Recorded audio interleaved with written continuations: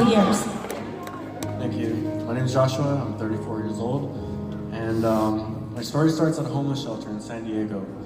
I had, at this time, I was addicted to meth for 6 years, and it took away everything. My family, my friends, it even took away my teeth. They used to call me Dracula because my teeth were so jagged and sharp, and that's what meth does. It took away everything.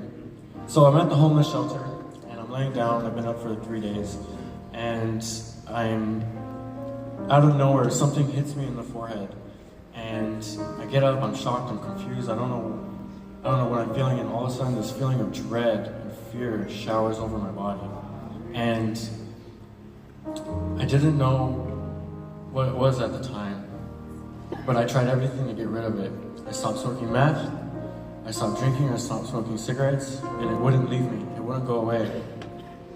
And so I began to really just run, and I ran in and out of homeless shelters, and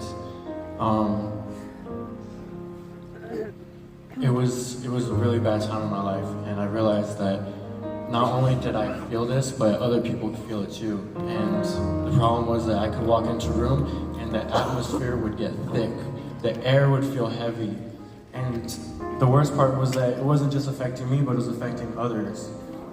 And so I began to think that I was judged, that God had condemned me, that this was my new life and this was my new normal. And so the best way I could illustrate this is through the book of Jonah. And in Jonah, God told him to do something, and he goes onto the boat, and God sends a storm to the boat. And then the crew members all have this spiritual sense that something is not right with this storm. Someone on the boat doesn't belong. And so they go looking for Jonah, and Jonah is found, and he says, "Yeah, that's me. You have to throw me off the boat."